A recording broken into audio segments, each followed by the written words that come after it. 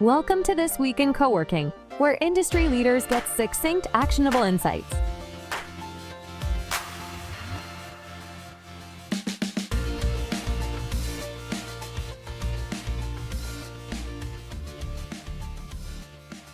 everybody, and welcome to another weekly recap episode here on the This Week in Coworking podcast. I am Hector Colonos, this week's editor, and I am joined by William Edmondson from iPostal1 Workspace, iPostal1 Workspace, who is our sponsor this week. Not only are they our sponsor this week, but they are also the guest host. William, how are you? I'm doing great. Thanks, Hector. It's good to be back. It's good to have you back. It's always good to see your face and to chat with you and geek out about all things co-working. But to start us off, this week you guys told a story about how Strive Workspaces actually ramped up their mailbox revenue across 13 spaces. We were really looking forward to having Christy join us, who was featured. But like most of you, someone probably walked through the door, a very important client, and she had to hop last minute. But here in her spirit, William, tell us a little bit more about what the story is about. What did you share this week, and why is it important for operators to click through and read that article? Yeah, thanks, Hector. Yeah, Christy allowed us to interview her, and she told us a little bit about Strive and how since 2017, they had been using different vendors to help them have a new revenue stream called digital mail.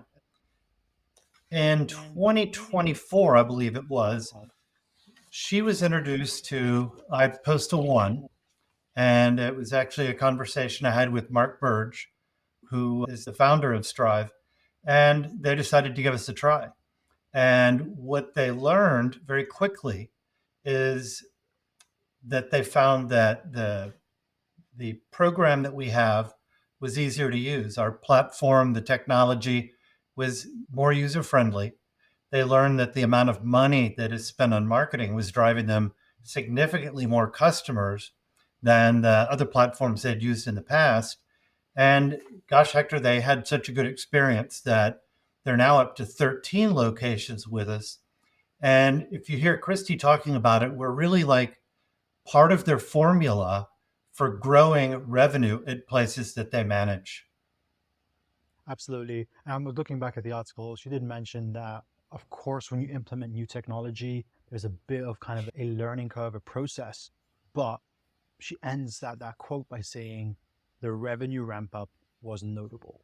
Yes, it's hard to try new things and implement new technologies and try new revenue sources, but that ramp up in revenue, that's what makes it all possible, right? That's what makes it all worth trying new partners and new relationships and new technologies like what iPostal1 Workspace is offering.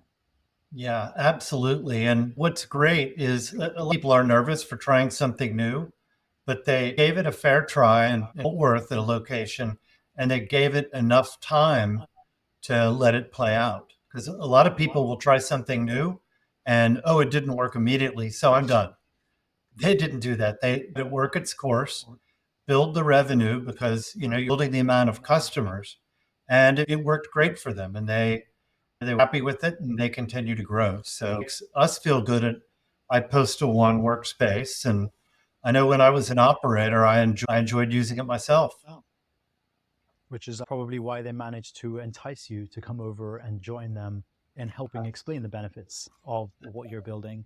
But you did mention that it took them a bit of time. Do you know generally how long it took them to go from that first pilot to their second location?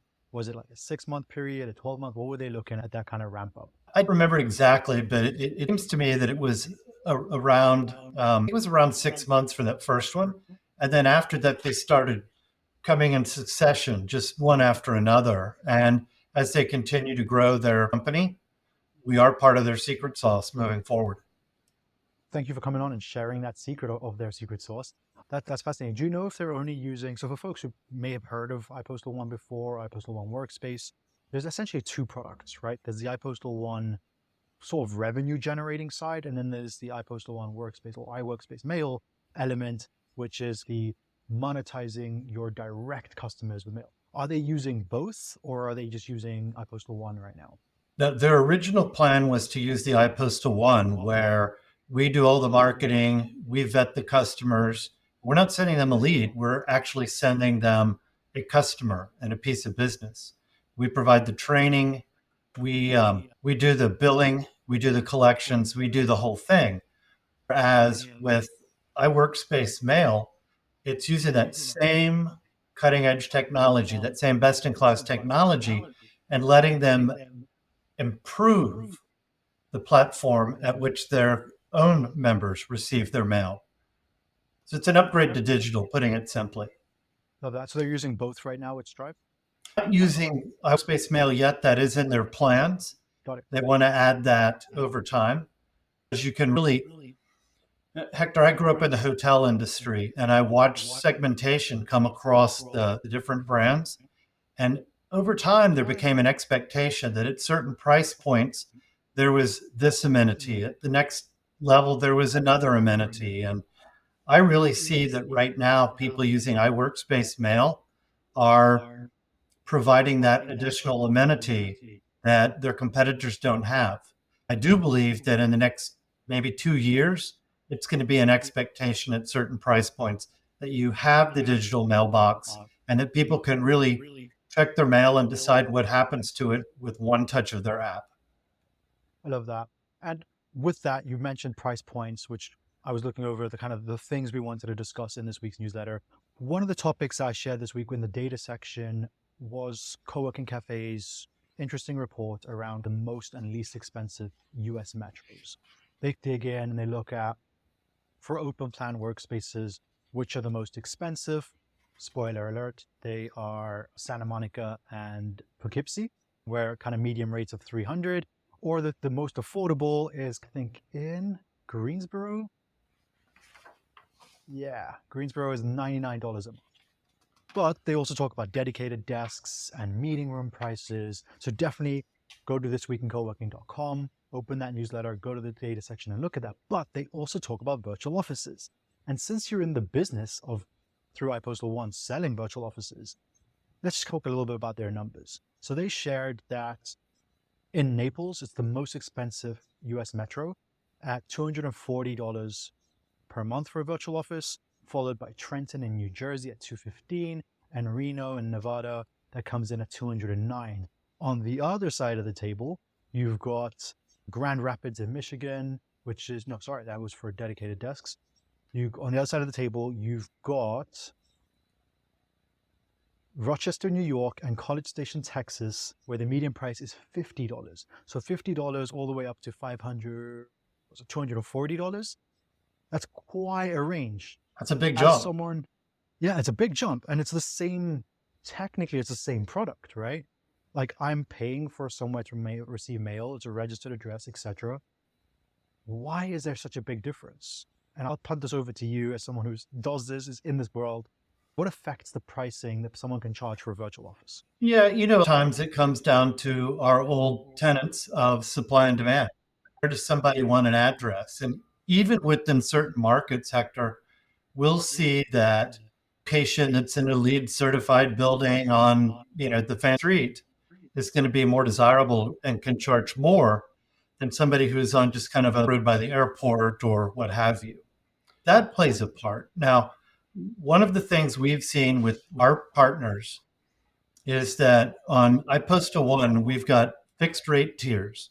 So one of those and go with that. And it ties into our pricing and it's very consistent. What we're seeing is a huge opportunity with iWorkspace Mail is if we're in a market, we charge a lot more, again, based on some of those factors we talked about. But a lot of operators are getting really creative. What are they bundling in that price? Is it a certain amount of meeting room time? Is it desking? Components they want to put in. And even some operators put together, I call it a build your own burger plan, but you have the different layers that are in your burger. Phone answering, I'd like this many hours of meeting room time, etc. And the digital mailbox is a really great component because those people aren't necessarily coming in all the time. And to be able to check the mail remotely and actionable just by using your app is great. So it's like very similar to the gym model for most folks. Virtual mail is definitely a huge topic. I know that we're doing a deep dive into kind of additional revenue sources at the newsletter in the next couple of months. And so we're definitely seeing this, like, if you can bundle it with meeting rooms, which also aren't used all the time, open plan desks, which also can be oversold, you can really ramp up that value. But one thing we've also started picking up on, and this is mostly through the work I do, my day job at Syncaroo, is we're seeing specific operators being able to charge more, not based purely on the bundle, but where they are and what's around them. So we've seen examples of there's the only co-working space in a very dense suburban market where people are working from home, they're starting small businesses, they do not want to use their home address Right. there. Even if it's not a prestigious address, they want it to be somewhere where they can go pick up their parcels that's close by. Can't be a post box because you can't use that for registered agents, etc., for official state stuff. But they don't want to do it at home. They don't want someone to know that their Etsy store is in your house. They don't want people to know that the company they're paying or didn't give them a refund is where their kids are in the house. And that is also a really interesting growth area that where I was like, yeah, I get breaking it down by US Metro. New York, Manhattan's going to be more expensive than that other city in New York that I just mentioned. But then I look at Jersey City, and I think there's 3 operators here. They all offer virtual mail, and it's really interesting that their prices are arguably more expensive than many of the virtual offices in New York. And it's just because they have so many based businesses here in Jersey City. So yeah, that's a good observation. And I think it's really interesting to watch how pricing is going to change as people bundle differently, as they start addressing their immediate local economy and opportunities. But that brings me over to what the story I actually wanted to start with, but you sidewinded me with bringing in pricing. So we're doing it live, we're picking up as we go along. And so the story I actually wanted to start with was actually a post by Maggie over at Sesh Coworking. She posted a really honest view of just a reminder of what it's like to be an operator or owning a co-working business or owning any business, but especially a co-working business, and highlighting in video or in a time lapse the things that most members don't see. She calls it a story. Owning a business is hard AF, and I completely agree with that. In the video, she's assembling chairs for that 7 a.m. client meeting. She mentions having to crawl to change the water filters. She talks about carrying in every piece of furniture. It's fascinating how much of this stuff happens. We all know it happens, and we see you and we know we've been there. But I just loved how raw and honest this was. And so I just wanted to make sure it got into the newsletter and we talked about it. And I know you were an operator. So I want to know, what is your unseen stories with him for having to run spaces? Oh, I got to tell you, her story about assembling the chair before the meeting, there are a lot of us that really relate to that. On her LinkedIn post, there were several other people that fessed up to things they'd had to do. But part of what we do and the hospitality, you do whatever it takes. And I remember one time I had a member who came out and was very upset because we're moving into their office and porter for the building had taken trash outside and apparently took a box that wasn't ready to go yet. And in that box was a cross, a crucifix that member's mother had given her when she was a child, and she was getting ready to go to her mother's funeral. I did what many of the viewers Week in Co-working do or would do. Took off my jacket and I climbed in the dumpster and started looking through boxes and boxes that looked alike. And just probably 5 minutes before she had to leave for the funeral, we were able to end it. And I think Hector, the lady was so appreciative that I don't think she would ever go anywhere else. Just really appreciated that.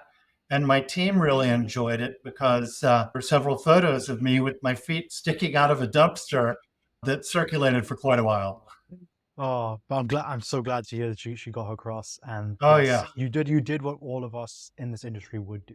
Rolled up absolutely. your Roll sleeve, up your sleeve. tucked off your jacket, and get in there. And yeah, sometimes it's hard, and there's things that we have to do as operators and in the hospitality industry that you never really think about when you think, oh, I'm going to start a co-working space. I'm going to rent out desks and Wi-Fi, and I'm going to make all this money, and I'm going to raise $52 billion valuation. All the things we dream about growing up.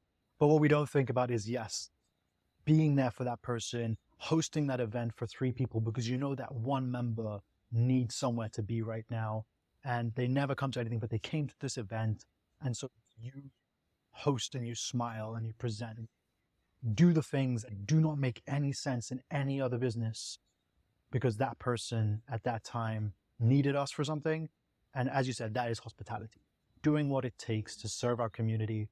And so I just love this post. I love your story.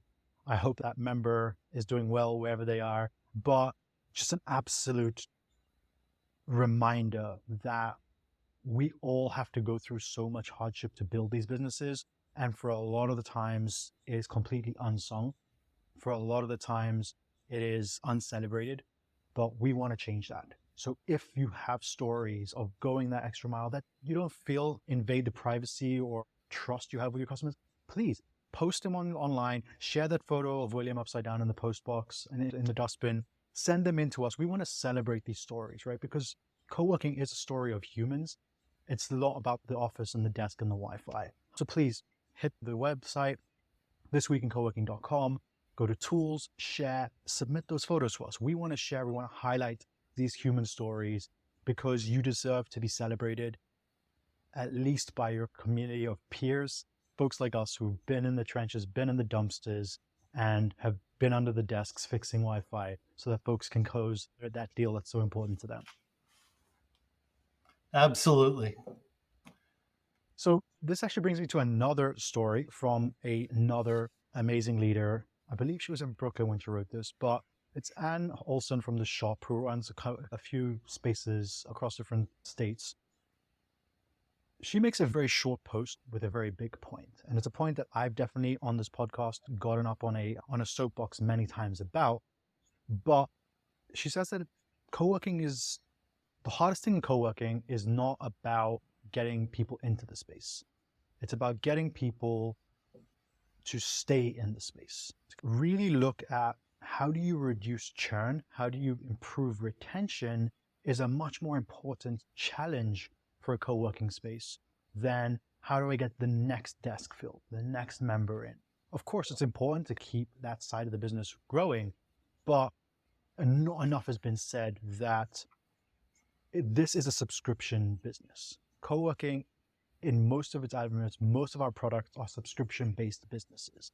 The longer you can retain a customer, the cheaper it is to service them, the more revenue you can get, the more upsell capabilities, the higher the LTV. This is all typical subscription as a service business talk, but it definitely relates to how great co-working businesses thrive. And I wanted to hit it back to you, William. Do you agree that it's more important to retain members, or is it more important to attract new customers? I really think it's a combination of the two, but retention is huge. And why? One of the biggest reasons, Hector, is that if your customers, if your members really like what you're doing, they really become an extension of your team. They're going to tell people about it. They're going to have meetings at your place. They may make referrals. Those are important things. Your members are going to appreciate that time when you got in the dumpster or when they were scrambling to start a meeting and you came in and hooked the cable into the right place so they could do their meeting when they were all nervous. You really are an extension of their team. And if they feel like you're an extension of their team, you're not just a worker of company X. You are really part of what they do. And if you're doing it right in our business, I believe that when it comes time for somebody's renewal, it shouldn't be a question of are they going to renew? It's a question of how quickly will they renew or what term will they renew at? One of my favorite things is when you take a renewal to somebody and you've got your increase in there and everything. And I remember one of my managers when I ran a company called Abbey Executive Suites, she came to me and she said, William, I've got to tell you the greatest things. Okay, that sounds good. You're doing increases, right? She goes, yes. And I went to Rob Smith's office, and I was nervous about giving him his agreement with the increase on it. And he looked at it, he signed it, and he said, I'd have paid way more for such good care you take of me and my company. It's amazing. That You know, is, yeah, the value, and no, we didn't go back in there, and but we felt good and had that satisfaction. yeah, that's a very good point. And it's really interesting because some of the times it goes back to what we were saying previous link. It's about the things that make no sense. I remember an anecdote from when I was still in London of an operator just around Brexit, where they were raising capital. I was a member. They had raised a bunch of money. Brexit happened. The investors pulled out. They went to the co-working space and they're like, look, we can't afford rent. We're really sorry. We're going to have to cancel our contract. And they were like, take the time you need. It's okay. We're going to be here when you're ready. You got some this leeway. A couple of weeks later, a couple of months later, they came back to the space. They got given the same contract on same terms. They wanted to increase it. They're like, let's spend more. Let's take more desks. Funding's closed. That customer is still in that co-working space. Whatever it is, 10, 15 years later now. So it goes back to like how many, it would have been very easy to be like, no, send the lawyers. You have a contract. Sorry. Good luck. But instead, they showed a bit of humanity. They retained the customer and they've made 10x what they would have made on that one contract over the subsequent 10 years. So an absolute glowing example of focusing on retention, even if it means saying bye temporarily. Absolutely. And a little bit of goodwill go a long way, especially when you hit somebody at a time where they really need it. Absolutely. Absolutely. So I'm going to run over the last 3 stories that I wanted to quickly just give some props to, and then we will sign out for today. So folks, definitely check out this week's newsletter, thisweekincoworking.com. Click on week 10 of 2025. You're going to see the fact that there's more data coming out of Japan for the first time. Props to the Desk Mag team for getting and sharing what it looks like to co-work in Japan and some of the cultural differences. We saw the Unity platform and Francesco's team raise $4 million in funding. So fantastic work over there from that team and bringing more innovation to the industry. Talking about innovation, we saw a new product from a Census drop, all about kind of monetizing and tracking and making meeting rooms more accessible and more easy to use in the enterprise level. And we also saw Salto release a face-based door access system, which is interesting. I know a lot of times people are like, oh, I won't even use it on my phone because I don't trust Apple. Are they going to trust their co-working space more than Apple? We'll find out. Going to be an interesting one for sure. So quite a lot of news this week, way too much for us to discuss in totality. But William, thank you so much for joining us, for being the co-host this week. And thanks again for sponsoring This Week in Co-working. Anything that you want to drop before we step out for this week? Not really. Every time that I talk with you or speak with people in our industry, how wonderful it is to be in an industry where we all like to share things, even with our competitors. And truly is a really great time to be in our industry. And glad that I could be part of your show today, and that I post to one workspace with iWorkspace Mail could be part of it. Appreciate you. Appreciate everyone listening in, everyone who reads the newsletter. Thank you all. You all are running businesses that are hard AF to run. We see you. Till next week, we'll be back again. Bye-bye.